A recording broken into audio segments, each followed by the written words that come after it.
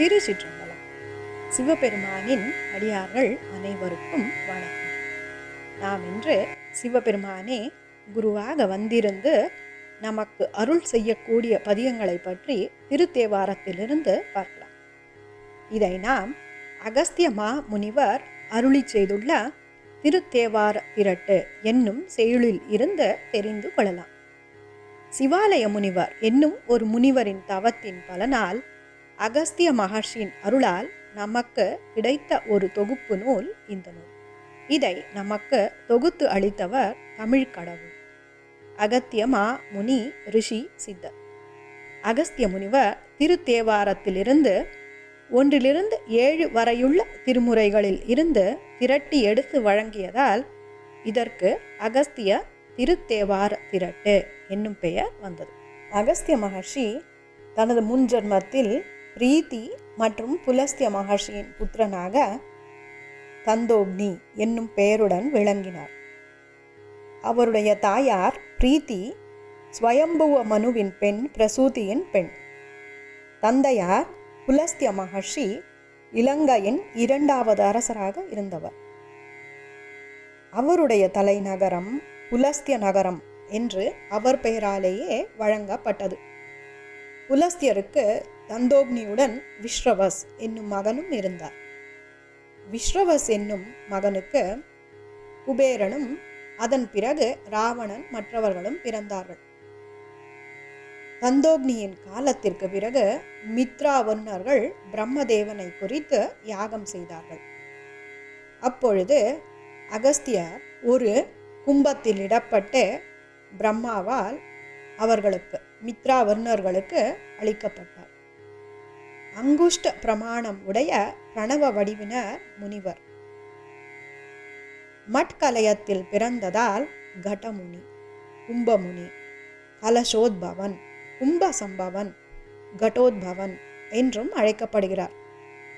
மித்ராவருணர்களுக்கு அளிக்கப்பட்டதால் மைத்ரா வாருணி என்றும் அறியப்படுகிறார்.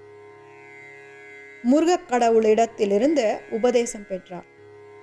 ஸ்காந்தம், தமிழ் பாஷை, சம்ஸ்கிருதம் அனைத்திலும் சிறந்து விளங்கினார். சிவபெருமானிடம் இருந்து தமிழை கற்றுக்கொண்டார்.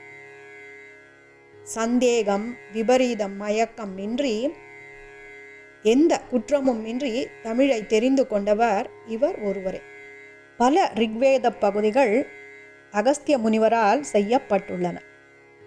அகஸ்திய மகர்ஷி அருளி செய்துள்ள ஒரு கீதையும் வராக புராணத்தில் காண கிடைக்கிறது. ஸ்கந்த புராணத்தில் அகஸ்திய சம்ஹிதை என்னும் ஒரு பகுதி இருக்கிறது. சம்ஹிதை என்றால் திரட்டு என்றே பொருள். நமக்கு இன்று மூவரின் தேவாரங்களில் இருந்தே அகஸ்திய சம்ஹிதை கிடைத்துள்ளது என்றால் இந்த மூவரின் பெருமைகளை என்னவென்று சொல்லுவது? இன்றும் சரஸ்வதி அஷ்டகம் போன்ற பல நூல்கள் அகஸ்தியர் அருளி செய்துள்ளவை காண கிடைக்கின்றன. கபில மகான்மியம் என்னும் ஒரு நூல், பசுக்களின் பெருமைகளை எடுத்துச் சொல்லும் ஒரு நூலும் அவர் பெயரால் வழங்கப்படுகிறது. அவர் தமிழில் சிறந்ததால் செந்தமிழ் உரியோன், முத்தமிழ் உரியோன், தமிழ் வளர்த்தோன். அகஸ்திய மகர்ஷிகள் ஜோதிடம், வியாக்கரணம், வைத்தியம் முதலான 18 வித்யைகளிலும் நிபுணர். விதர்பராஜனின் மகளான லோபாமுத்ரை மணம் செய்து சித்தர் என்னும் புத்திரனையும் பெற்றார். சிவபெருமான் தனது 5 முகங்களிலிருந்து ஒன்றான ஈசான முகத்திலிருந்து 8 ஆகமங்களை அகஸ்தியருக்காக தோற்றுவித்தார்.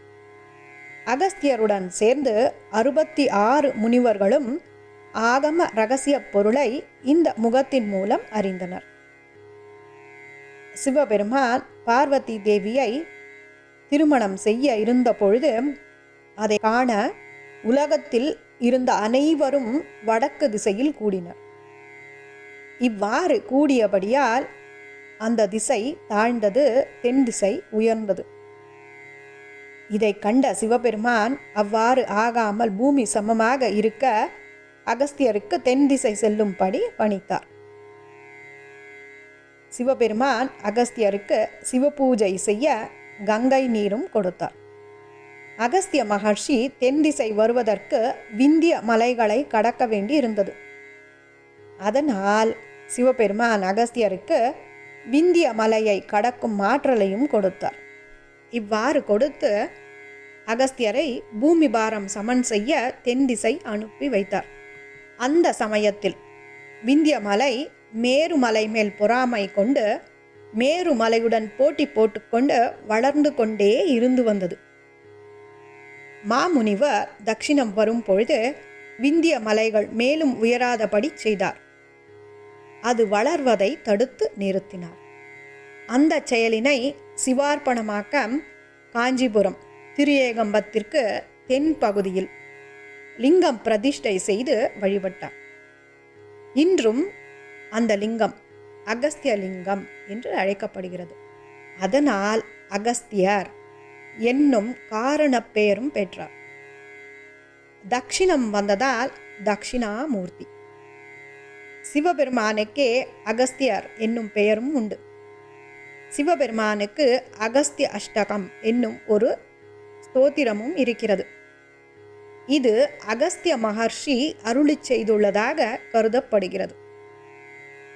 வில்வலன் வாதாபி என்னும் இரு அரக்கர்கள். அவர்கள் முனிவர்களுக்கு துன்பம் கொடுத்து கொன்று வந்தார்கள். அவர்களை அழித்தார். இது நாசிக் என்னும் பகுதியில் நடந்தது. கிரௌஞ்சன் என்னும் அசுரன் அகஸ்தியர் முன் மலை ரூபம் கொண்டு வழிமறித்தான். அவர் அவனை மலையாகவே இருக்கும்படியும் பிறகு முருகப்பெருமானின் வேலாயுதத்தால் அழிந்து போவான் என்றும் சாபமிட்டார். கிரௌஞ்சனும் அவ்வாறே மலையாக மாறி பிறகு ஒரு காலத்தில் முருகப்பெருமானின் வேலால் அழிக்கப்பட்டான். அகஸ்தியர் குடகு வந்த பொழுது சிவபெருமான் கொடுத்த கங்கை நீரை விநாயக பெருமான் காக்கை ரூபத்திலிருந்து கவிழ்த்தார். இதை விநாயகர் உலகத்திற்கு நன்மை செய்யும் பொருட்டு செய்தார். அப்பொழுது சிவபெருமான் கொடுத்த கங்கா நதியை காவிரி என்னும் நதியாக்கி தன்னுடைய தபோபலத்தால் அது நாடு நோக்கி பாயும்படி செய்தார். தென்கங்கையான காவிரி தட்சிணம் வந்ததும் இவ்வாறு. அகஸ்தியர் திருநெல்வேலியில் வேணுவனத்தில் கைலை திருமண கோலம் கண்டு மகிழ்ந்தார். ஒரு முறை இந்திரனுக்கும் விருத்தாசுரன் என்னும் அசுரனுக்கும் யுத்தம் நடந்தது. அந்த யுத்தத்தின் போது கடலில் மறைந்திருந்து அசுரர்கள் தேவர்களை தாக்கினார்கள். அப்படி தாக்கப்பட்ட பொழுது துன்பமடைந்த தேவர்கள் அகஸ்தியரை அணுகினார்கள். அவர் அகஸ்தியர் விருத்தாசுரனையும் அசுரர்களையும் வெளிப்படுத்த கடலை ஒரே மடக்காக குடித்துவிட்டார். அதனால் கடலில் மறைந்திருந்த அசுரர்களும் வெளிவந்தார்கள். தேவர்கள் அசுரர்களை கண்டு சுலபமாக வென்றார்கள். இவ்வாறு தர்மத்தை நிலைநிறுத்துகையில் அகஸ்தியர் தங்கி பூஜித்த ஆலயம் நாகப்பட்டினம் அகஸ்தீஸ்வரர் கோயில். தேவர்களை காக்கும் பொருட்டு சமுத்திரத்தை பானம் பண்ணிவிட்டதால் பீதாப்தி வாரி குடித்தோன் என்றும் அழைக்கப்படுகிறார். அப்தி வாரி என்றால் கடல், பா என்னும் வேர்ச்சொல் குடிப்பது என்று பொருள்படுகிறது. அகஸ்திய முனிவர் வால்மீகி ராமாயணத்தில் மிகவும் காணப்படுகிறார். தீராத அம்புகள் உடைய தூணியை ராமருக்கும் லக்ஷ்மணருக்கும் கொடுத்தார். அவர்களுக்கு ஆதித்ய ஹிருதயம் என்னும் மந்திரத்தையும் அருளி செய்தார். ராமர் அகஸ்திய மகர்ஷியை நடக்கவே முடியாத செயல்களை நடத்தி காட்டுபவர், அகடித கடனா சாமர்த்தியம் உள்ள மகர்ஷி என்று புகழ்ந்து கூறுகிறார். பஞ்சாட்சிர மந்திரத்தை ராமருக்கு உபதேசம் செய்தவரும் இவரே. தஞ்சாவூர் எனப்படும் ஆதி வில்வவன க்ஷேத்திரம். லக்ஷ்மி, சரஸ்வதி, கௌதமர், அகஸ்தியர், ராமர், லக்ஷ்மணர் ஆகியோர் வழிபட்ட ஸ்தலமாக இது கருதப்படுகிறது. மாய மானை கொன்ற பின் ராமர் சீதையை தேடி வருந்தினார். ராமர் அப்படி சீதையை தேடிய பொழுது அகஸ்தியரை அடைந்து திருநெல்வேலியில் அகஸ்திய மகர்ஷியிடம் இருந்து 5 எழுத்து உபதேசம் பெற்றார். நெல்லையப்பரை வழிபட்டு பாசுபதாஸ்திரம் பெற்றார். ராவணனை வென்று சீதையை மீட்டு ராமநாதரான சிவபெருமானை தென்காசி பதியில் வழிபட்டு அயோத்தி அடைந்தார். திருநெல்வேலியில் சித்திரை விசு அன்று அகத்தியர் காட்சி நடைபெறுகிறது. நெல்லையப்பர் கோயிலில் அகஸ்தியருக்கு இறைவன் கல்யாண காட்சியை காட்டி அருளியதின் நினைவாக இந்த காட்சி நடைபெறுகிறது. அகஸ்தியர் திருவான்மியூர் என்னும் தலத்தில் தங்கி இருந்த பொழுது மிகுந்த வயிற்று வலியினால் அவதிப்பட்டார். வைத்திய மூலிகைகளை பற்றி இறைவனிடமிருந்து தெரிந்து கொண்டார். பிறகு சிவபெருமான் திருவான்மியூரில் தனது கல்யாண கோலத்தை காட்சி கொடுத்து அருளினார். அதனால் இங்குள்ள இறைவனுக்கு ஔஷதீஸ்வரர், மருந்தீஸ்வரர் என்று பெயர்.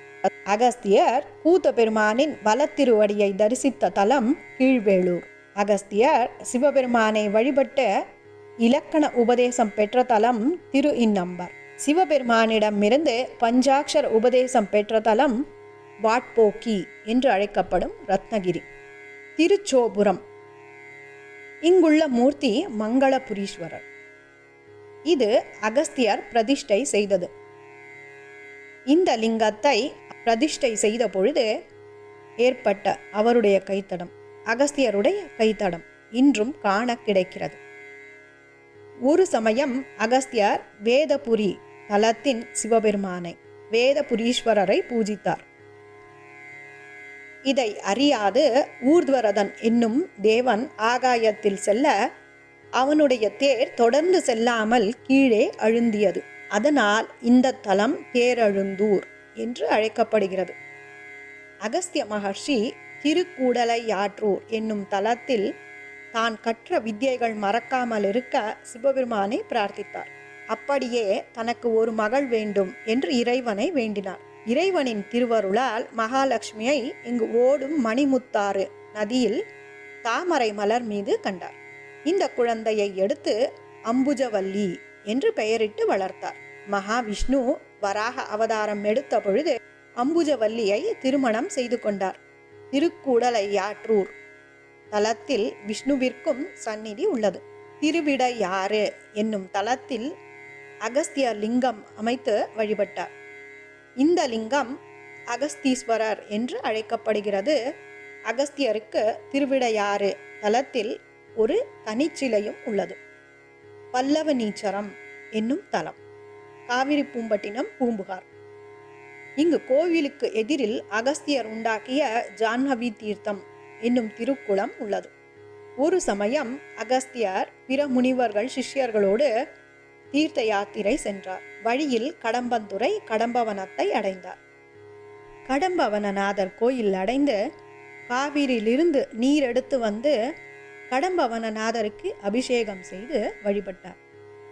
பிறகு அருகிலுள்ள ரத்னகிரிக்கு சென்று சூரிய தீர்த்தத்தில் நீராடி வழிபட்டார். மாலை காலம் வருவதை அறிந்த அகஸ்தியர் காவிரியை கடந்து மரகதாச்சலத்தை அடைந்தார். அந்த வேளையில் கோயில் அர்ச்சகர்கள் பூஜையை முடித்துக்கொண்டு ஆலய கதவுகளை பூட்டிக்கொண்டு சென்று விட்டார்கள். இதனை அறிந்த அகஸ்தியர் இறைவனை தரிசிக்க முடியாமல் போனது பற்றி மிக்க வருத்தம் அடைந்தார். அப்பொழுது சிவபெருமான் அவருக்கு பசுக்கள், பட்சிகள், மிருகங்கள் ஆகியவை எந்த காலத்திலும் குற்றமில்லை. அவற்றிலும் காற்று, ஈ, பசு, அக்னி, நெய், நெல், யோகி, அந்தணர் ஆகியோர் எந்த காலத்திலும் அசுத்தம் ஆவதும் இல்லை. ஆகவே நீ இப்பொழுது ஈ உருவில் உள்ளே சென்று வழிபடுவாயாக என்று கூறி அருளினார். அகஸ்தியரும் தக்ஷனின் ஸ்வரூபமான சர்ப்பதீர்த்தமும் காவிரியும் கலக்கும் இடத்தில் முழுகி ஈ வடிவம் கொண்டு ஸ்நானம் செய்து ஈ உருவம் பெற்றார். இந்த வடிவுடன் ஆலயத்துள் சென்று சிவபெருமானை கண்ணார தரிசித்தார். பூஜைகளும் செய்தார். பிறகு வெளியில் வந்து சர்ப்ப நதியில், சர்ப்பதீர்த்தமும் காவிரி நதியில் கலக்கும் இடத்தில் மறுஸ்நானம் செய்து தன்னுடைய முனி வடிவமும் பெற்றார். இங்கு அகஸ்தியர் சித்திகள் பெற்றார். அது முதல் இந்த மலை ஈங்கோய் மலை என பெயர் பெற்றது. இது மாசி மாத பௌர்ணமியில் நடந்தது. வேறு ஒரு முறை கடம்பந்துறையில் கடம்ப வனநாதர் கோயிலில் தேவ பசுவான கபிலை என்னும் பசுவின் பெருமைகளை சொல்லும் கபில மகான்மியம் என்னும் நூலை இயற்றினார். அங்கு கபிலை பசுவை தானமாகவும் பெற்றுக்கொண்டார். அப்பொழுது சிவபெருமான் முனிவர்கள் அனைவருக்கும் தாம் முன்னர் மதுரையில் தடாதகை பிராட்டியை மணந்த திருக்கோலத்தை காட்டி அருளினார். அகஸ்தியர் திருக்குற்றாலத்தில் திருமாலின் தலையின் மேல் கை வைத்து விஷ்ணுமூர்த்தியை சிவலிங்கமாக மாற்றி ஸ்தாபித்தார். வில்வவனேஸ்வரர் திருக்கொள்ளம்பூதூர் என்னும் தலத்தில் எழுந்தருளிய அகஸ்திய முனிவர் வெட்டாறு என்னும் ஆற்றில் நீராடி இறைவனை வழிபட்ட ரிஷப வாகன தரிசனமும் பெற்றார். வெட்டாறு அகஸ்திய காவிரி என்ற பெயர் பெற்றது. திருக்கொள்ளம்பூதூர் தம்முடைய மனைவி லோபாமுத்ரையுடன் வழிபட்ட தலமாக இருக்கிறது. இவர் பொதிகை மலையை தன்னுடைய இருப்பிடமாக கொண்டவர். அதனால் பொதிகை முனி. அகஸ்தியர் கோயில் பொதிகை மலையில் பாபநாசம் என்னும் இடத்தில் இருக்கிறது. இன்றும் அவர் இங்கிருந்து சூக்ஷ்ம ரூபத்தில் பக்தர்களுக்கு அருள் செய்து கொண்டிருக்கிறார். இன்றும் பல இடங்களில் அவர் தவம் செய்ததாக கூறப்படுகிறது. அளவே இல்லாத பெருமையுடைய மகர்ஷி சித்தர் இவர். இவ்வாறு அரக்கர்களை அழித்து நல்லவர்களுக்கு அருள் செய்த அகஸ்திய மகர்ஷி பல திருத்தலங்களை சீர்படுத்தினார். மந்திர யுக்த இடங்களில் சிவபெருமானின் கோவில்களை ஸ்தாபித்தார். பல ரிஷிகளும் முனிவர்களும் சிவபெருமானை காணும்படியும் கண்டு சிவபெருமானுடைய திருவருளை பெறும்படியும் செய்தார். பல திருத்தலங்களுடன் தொடர்புடைய மகாமுனி தேவார பாடல்களிலும் காணப்படுகிறார். அகத்தியான் பள்ளி இது திருஞான சம்பந்தர் தேவாரம் பாடல் பெற்ற தலமாக இருக்கிறது. திருமங்கலக்குடி என்னும் திருத்தலம் காவிரி வடகரை தலங்களுள் ஒன்று.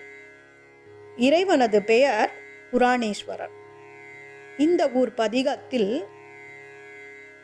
திருஞான சம்பந்த பெருமான் நீரின் மாமுனி வன்னெடும் கையொடு நீர்தனை பூரித்தாட்டி அர்ச்சிக்க இருந்த புராணனே என்று கூறுகிறார். நீரின் மாமுனி அகஸ்திய மகர்ஷி. இதை திருநாவுக்கரச பெருமான் வெளிப்படையாகவே சொல்லுகிறார். மங்களக்குடி ஈசனை அங்கு அகத்தியனும் அர்ச்சித்தாரன்றே என்று குறுந்தொகை பாடலால் குறிப்பிடுகிறார். அகஸ்தியரும் தென்னாடும் ஏழ்தங்க நாடு, ஏழ் மதுரை நாடு, ஏழ் முன் பாலை நாடு, ஏழ் பின் பாலை நாடு, ஏழ் குன்ற நாடு, ஏழ் குணக்காரை நாடு, ஏழ் குறும்பனை நாடு, குமரி மற்றும் கொல்லம் என தென் திசையை பிரித்தார். அவைகளில் அரசர்களை நியமித்தார். மடம் அமைத்து அந்த அரசர்களுக்கு குருமூர்த்தியாகவும் விளங்கினார். இலங்கையின் அசுரர்கள் தட்சிணம் வந்து பல தொல்லைகளை அளித்தார்கள். அதை கண்ட மகர்ஷி ராவணனிடம் சென்று தன்னுடைய இசை ஞானத்தால் அவனை சிநேகமும் செய்து கொண்டார். அவர் ராவணனின் உறவினர் அல்லவா? இவருடன் இருந்த அரசிளம் குமாரர்களே சேர சோழ பாண்டிய நாடுகளை அமைத்தார்கள். அகத்தியம் என்னும் நூல் இது தமிழின் முதல் நூல். இதை செய்தவரும் இவரே. இவருக்கு 12 சிஷ்யர்கள் இருந்தார்கள். முதல் தமிழ் சங்கத்தில் சிவபெருமான் மற்றும் குமரக்கடவுளுடன் தானும் இருந்து பல ஆசிரியர்கள் இயற்றிய தமிழ் நூல்களை அரங்கேற்ற வழிவகுத்து கொடுத்தார். இது மதுரையில் நடந்தது. இதன் பிறகு முதல் ஊழிக்காலம். இந்த காலத்தில் மதுரையும் மற்ற 49 நாடுகளும் கடல் கொள்ளப்பட்டன. அப்பொழுது பல தமிழ் நூல்கள் மறைந்து விட்டன. இடை சங்கத்திலும் இருந்தார். கடை சங்கத்தில் நக்கீரருக்கு தமிழ் உபதேசம் செய்தவர் இவரே. திருமுருகாற்றுப்படை என்னும் நூல் நமக்கு கிடைக்கும்படி செய்தவரும் இவரே. அகஸ்திய முனிவர் பெயரால் ஒரு நட்சத்திரமும் இருக்கிறது. பூமியிலிருந்து பார்க்கும் பொழுது சூரியனுக்கு பிறகு இரண்டாவதாக ஒளி உடையது. வடக்கு திசையிலிருந்து வரும் பொழுது விந்திய மலை இந்த நட்சத்திரத்தை மறைக்கும், அதனால் காண முடியாது. ஆனால் விந்திய மலையின் தெற்கிலிருந்து இதை காணலாம். இந்த அகஸ்திய நட்சத்திரம் தோன்றுமாயின் சமுத்திரத்தின் அலைகள் ஒடுங்கும். இது அகஸ்தியர் கடல் குடித்ததை எடுத்துரைப்பது போல இருக்கிறது. தற்காலத்தில் சிவஞான முனிவர் என்னும் முனிவர் அகஸ்திய முனிவரின் மறு வடிவம் என்று சொல்லப்படுகிறது. சிவஞான முனிவர் திருக்கைலாய பரம்பரை திரு ஆவடுதுறை ஆதீனத்து அமர்ந்து செந்தமிழை விருத்தி செய்தார். இவர் சிவஞான போதம் என்னும் நூலிற்கு திராவிட மாபாடியம் என பெரிய உரையும் செய்துள்ளார்.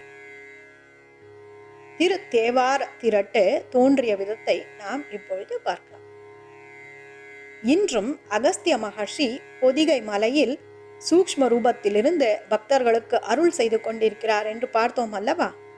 அகத்திய திரு தேவார திரட்டு தோன்றிய விதம் இதற்கு சான்றாகவும் இருக்கிறது. நமக்கு இன்று அகஸ்தியருடைய தேவார திரட்டு என்னும் செய்யுள் கிடைக்க காரணமாக இருந்தவர் சிவாலய முனிவர் என்னும் முனிவர். இந்த முனிவர் திருச்சிதம்பரத்தை சேர்ந்தவர்.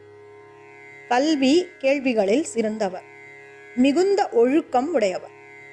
சிவாலய முனிவர் தமிழ் வேதம் திருமுறைகள் என்பதை தெரிந்து கொண்டார்.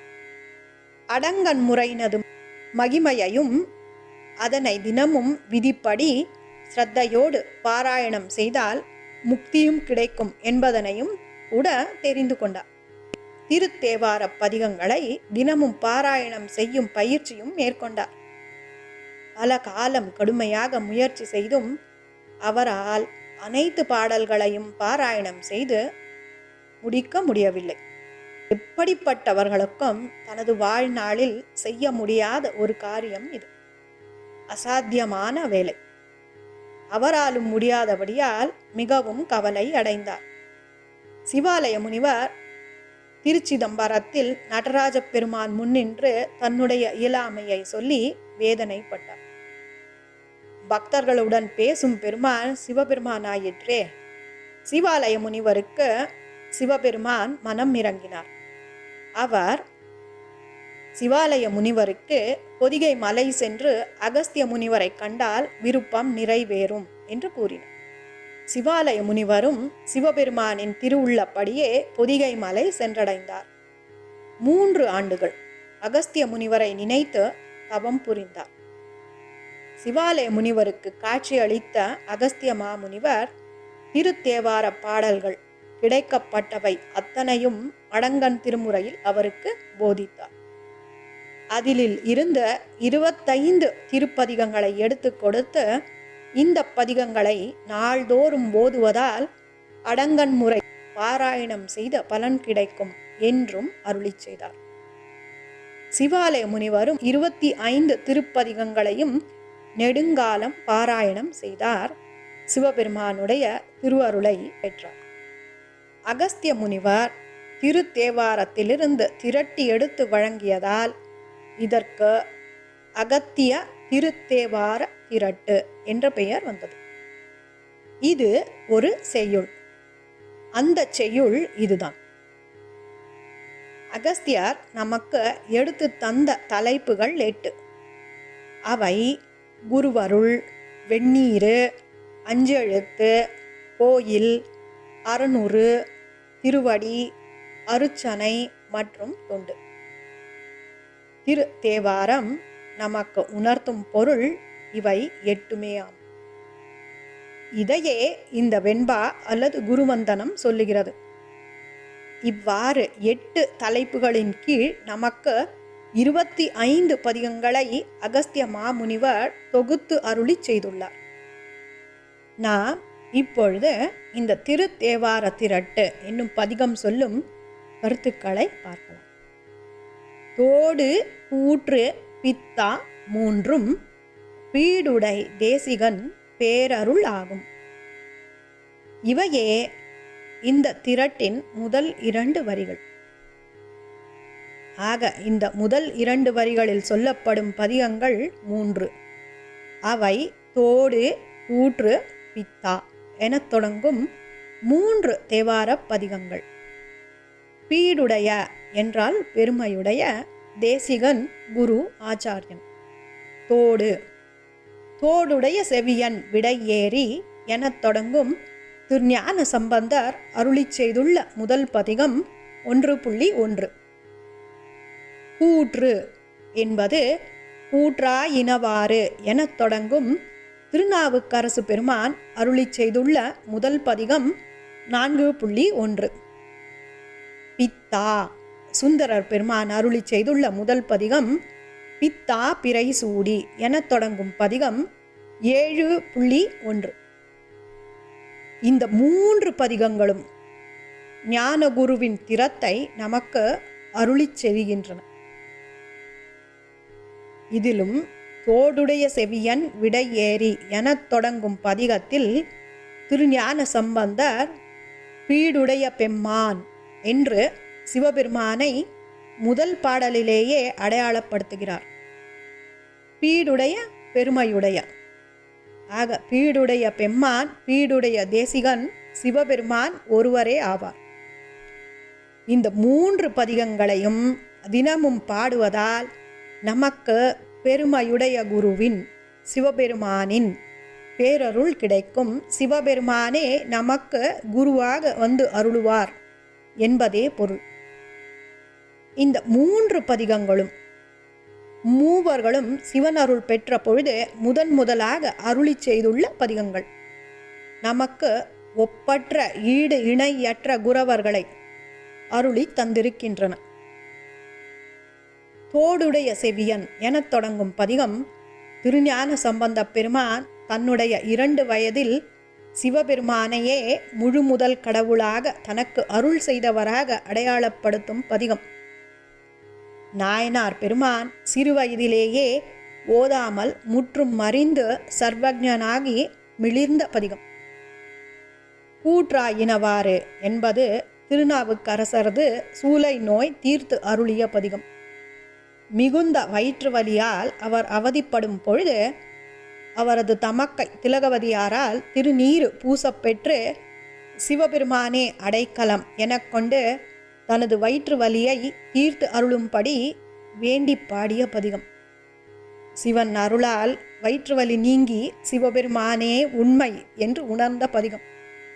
இங்கு சிவபெருமான் நாயனார் பெருமானின் தீவினை அகற்றி அவரை பாவம் புண்ணியம் என்னும் இருநிலையை கடக்கச் செய்தார். பித்தா பிறை சூடி, இது சுந்தரமூர்த்தி நாயனார் தன்னுடைய முன் ஜன்ம அறிவு பெற்று உலக வாழ்க்கையில் மேலும் மேலும் ஈடுபடாதபடி செய்த பதிகம். இங்கு சிவபெருமான் சுந்தரமூர்த்தி நாயனாருக்கு வரக்கூடிய மேலும் மேலும் வளரக்கூடிய ருணம் பந்தம் நீக்கி அருளினார். ஒருவரோ சிறு குழந்தை, மற்றவர் நடுவயதினர். பிறகு வரும் சுந்தரமூர்த்தி நாயனாரோ சிறுவர். அதுவரை திருநாவுக்கரசர் சைவ மதத்தை பின்பற்றி இருக்கவும் இல்லை. இந்த மூவரும் சிவனருள் பெற்று உண்மை நிலை அறிய பெற்று தமிழ் அறிவு பெற்று குரவர்களாக சைவ ஆச்சாரியர்களாக முதலில் பாடிய 3 திருப்பதிகங்கள். இதற்கு மேலும் என்னவென்று சொல்லுவது? தமிழே சிவம், சிவமே தமிழ். குருவின் சந்நிதியில் பாவங்கள் அழிகின்றன. குரு அருள் கண்ணினால் காண முடியாதது, ஐம்புலன்களுக்கும் எட்டாதது, அனுபவத்தினாலேயே உணரக்கூடியது. அது வரை அறுத்து கூற முடியாதது. குருவே சிவம், சிவமே குரு. குரு பேணார் உரு காணார், மதி பேணார் கதி காணார் என்னும் பெரியவர்களின் சொல்படி குருவை அடைந்தவர்களே சிவனருள் பெறுகிறார்கள். நாமும் இந்த 3 பதிகங்களை தினந்தோறும் ஓதலாம். பெருமையுடைய சிவபெருமானை குருவாக அடையலாம். நன்றி, வணக்கம்.